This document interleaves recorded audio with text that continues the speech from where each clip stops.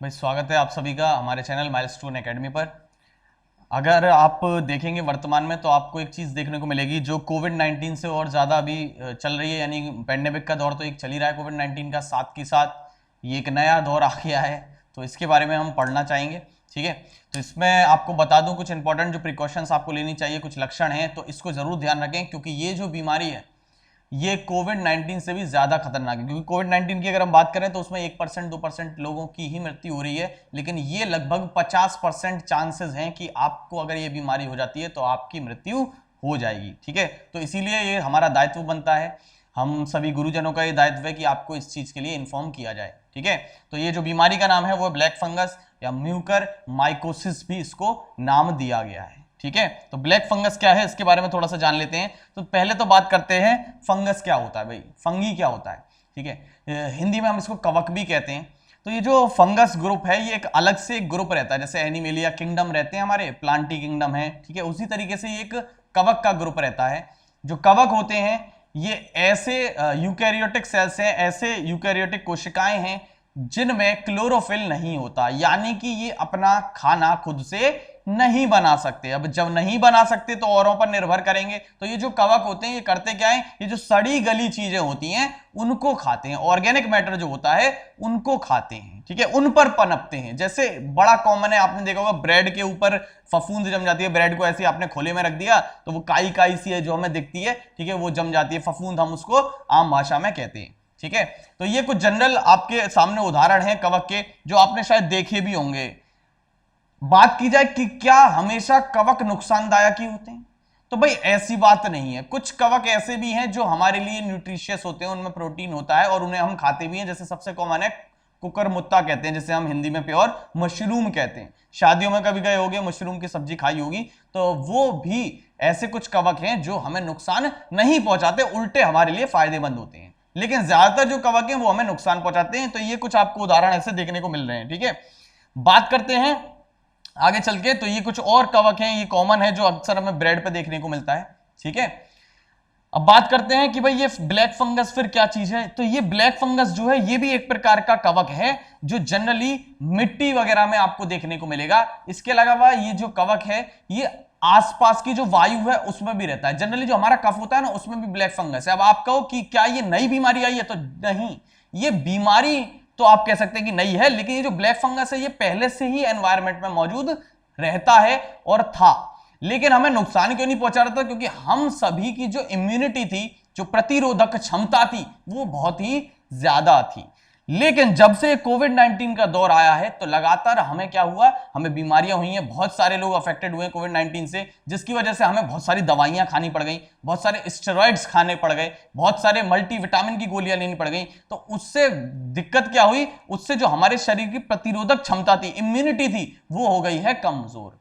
तो जैसे ही इम्यूनिटी कमजोर हुई तो ये फंगस जो डिसीज थी वो हमें होना शुरू हो गई, और जिसका मैंने आपको नाम बताया, शॉर्ट में तो इसको ब्लैक फंगस कहते हैं, एक्चुअल में जो इसका नाम है वो है म्यूकर माइकोसिस, ठीक है। क्या कहते हैं इसको, म्यूकर माइकोसिस। इस प्रकार का ये ब्लैक फंगस होता है, मिट्टी वगैरह में आपको देखने को मिलेगा, पेड़ की जड़ वगैरह पे देखने को ये मिलता है, ठीक है।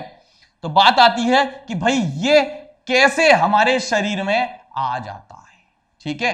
तो ये हमारे शरीर में कैसे प्रवेश कर जाता है, तो ये नाक के थ्रू आ सकता है, हवा में है ये कण, तो नाक के थ्रू जब आप सांस लोगे तो उसके थ्रू भी आ सकता है, बिल्कुल, ठीक है। मिट्टी से आप संपर्क में है तो हमेशा ये गाइडलाइन सरकार की तरफ से जारी है कि आप जो ग्लव्स हैं उनको पहनकर मिट्टी में काम करें। तो मिट्टी के थ्रू ये आ सकता है या फिर खून के जरिए भी ये आ सकता है। जैसे आपने सुना होगा जनरली HIV में बोला जाता है कि भाई आप किसी का यूज किया हुआ टीका नहीं लगवाना चाहिए, टैटू नहीं बनवाना चाहिए, यूज की हुई निडल नहीं यूज करनी चाहिए, ठीक है। नाई का जो उस तरह का ब्लेड होता है उसको बदलवा लेना चाहिए, ठीक है, क्योंकि वो भी खून से हो जाती है HIV वाली बीमारी। तो उसी प्रकार ये भी हो सकती है, ठीक है।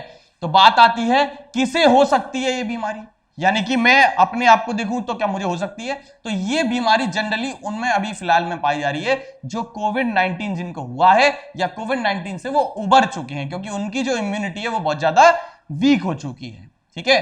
तो ऐसे व्यक्ति जिनको स्टेरॉइड की दवाई दी गई थी, ये स्टेरॉइड क्या होते हैं, ये हार्मोन्स होते हैं, प्रोटीन्स होते हैं जो बाहर से हमें दिए जाते हैं, ठीक है, उनको हम स्टेरॉइड बेसिकली कहते हैं। जैसे हमारे शरीर में खुद हार्मोन बनते हैं कुछ, तो हम इनको बाहर से देते हैं, तो उससे क्या होता है, हमारे शरीर की जो प्रतिरोधक क्षमता होती है वो जनरली कभी कभी लॉन्ग टर्म में अगर हम देखें तो वो कमजोर हो जाती है। ठीक है, तो ऐसे स्टेरॉइड की अगर किसी को दवाई दी गई है, उनके कुछ नाम भी लिखे हुए हैं, यहां से आप देख सकते हैं, डेक्सामीथाजोन, मिथाइल प्रेडनिसोलोन, ये इस तरीके की जो अगर आपको दवाई दी गई है तो वो आपको हो सकता है नुकसान पहुंचाए। ठीक है, इसके अलावा जो कोविड के मरीज थे जिनकी स्थिति थोड़ी सी ज्यादा बिगड़ गई, आईसीयू में चले गए, ठीक है, क्रिटिकल केयर में चले गए, ऐसी स्थिति वाले मरीजों को भी संभावना काफी है कि उनको ये रोग हो सकता है। यानी अगर आपके घर में कोई भी कोविड-19 का मरीज है, वो है या सही हो चुका है, तो उसको आप कहिए कि थोड़ा सा अपना ध्यान रखे। ठीक है, बताया जैसा कि मैंने कि ये भाई हवा से फैल सकता है, तो जरूर मास्क लगा के रखें। कहीं पर भी धूल मिट्टी वाली जगह है वहां मास्क आपका जरूर होना चाहिए। ये आपका साथी है, हम सफर है, बिल्कुल मान के चलिए इसी से आपकी शादी हो चुकी है, आपकी लुगाई है, एक तरीके से ऐसे मान लीजिए। ठीक है, हमेशा साथ लेकर चलना है। दूसरी बड़ी इंपॉर्टेंट चीज, जिन व्यक्तियों को डायबिटीज है, ठीक है, यानी शुगर लेवल जिनका बढ़ा हुआ है, वो बहुत ही ज्यादा प्रोन है इस डिजीज के लिए, यानी उनकी बहुत ज्यादा संभावना है कि उनको ये दिक्कत हो सकती है। तो जिन जिन लोगों को डायबिटीज है वो हमेशा अपने शुगर लेवल चेक करते रहें, कहीं जरूरत से ज्यादा ना बढ़ जाए, उसको मेंटेन करने की कोशिश करें, क्योंकि जिन लोगों को डायबिटीज है उनको बहुत ज्यादा नुकसान होने की संभावना बन सकती है इस बीमारी में। ठीक है, इसके अलावा और किस व्यक्ति को हो सकता है, मान लीजिए अभी हाल ही में आपका कोई बड़ा कोई ट्रांसप्लांट हुआ है ऑर्गन का, या कोई ऑपरेशन हुआ है, तो ऐसी स्थिति में भी क्या होता है, आपको बहुत सारी दवाइयां खानी पड़ती हैं, आपका शरीर कमजोर होता है। यानी कुल मिलाकर आपका शरीर आपको कमजोर नहीं होने देना। अगर आपका शरीर कमजोर नहीं होगा, इम्यूनिटी बनी रहेगी, तो ऐसी स्थिति में ये ब्लैक फंगस आपका कुछ नहीं कर पाएगा। लेकिन क्योंकि कोविड-19 की वजह से इम्यूनिटी वीक हो रही है, तो ये केस दिल्ली में भी देखे गए, महाराष्ट्र में भी हो रहे हैं, अलीगढ़ में भी कुछ पनपने लग गए हैं, तो इसीलिए आपको सलाह है कि थोड़ा सा ध्यान रखें। ठीक है, होता क्या है भाई, किस किस चीज को ये आपकी प्रभावित कर सकता है, तो भाई ये आपकी त्वचा को प्रभावित कर सकता है। जनरली त्वचा से ही शुरुआत इसकी होती है, सूजन वगैरह आनी शुरू हो जाती है, उसी से आप इसका पता लगा सकते हैं। फेफड़ों को भी नुकसान पहुंचा सकता है, वो हवा के जरिए आपके फेफड़ों में जाएगा। आंख को बेकार कर सकता है, पूरी तरीके से अंधे भी हो सकते हैं, इसमें याद रखिए। कई केस ऐसे भी आए हैं जिसमें व्यक्तियों की आंखें ही निकालनी पड़ गई हैं।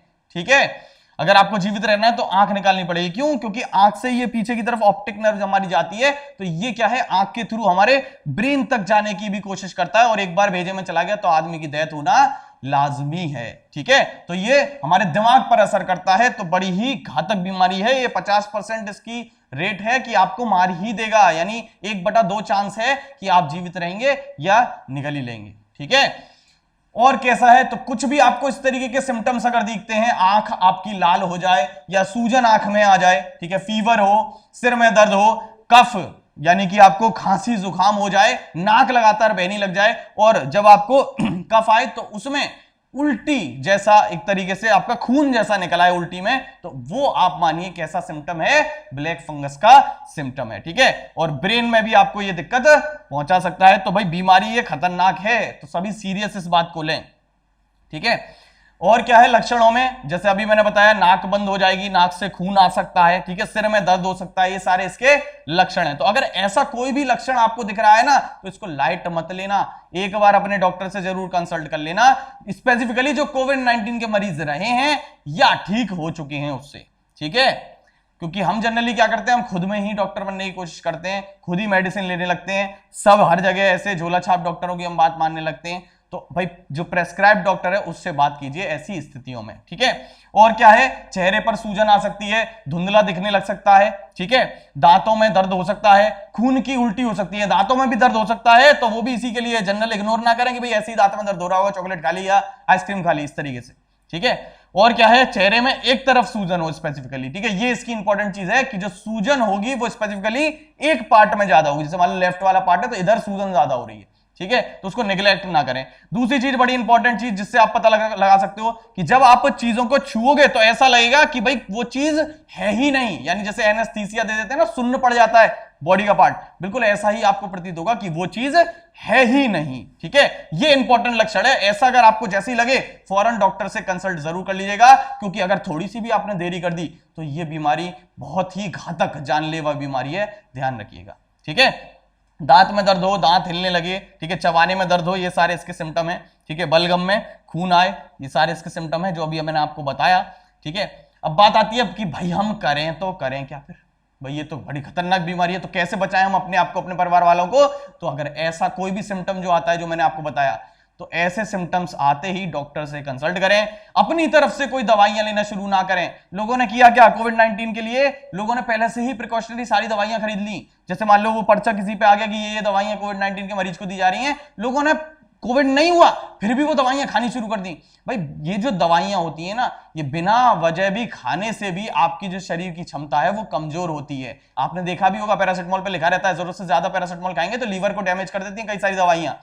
कुछ दवाइयां होती हैं जो गैस बना देती हैं, कुछ दवाइयां होती हैं जो हृदय पे घात कर सकती हैं। बिना बात के दवाइयां हमें नहीं खानी चाहिए, जब जरूरत है तभी खानी है, ठीक है। तो ये सारी चीजों को आपको ध्यान में रखना है।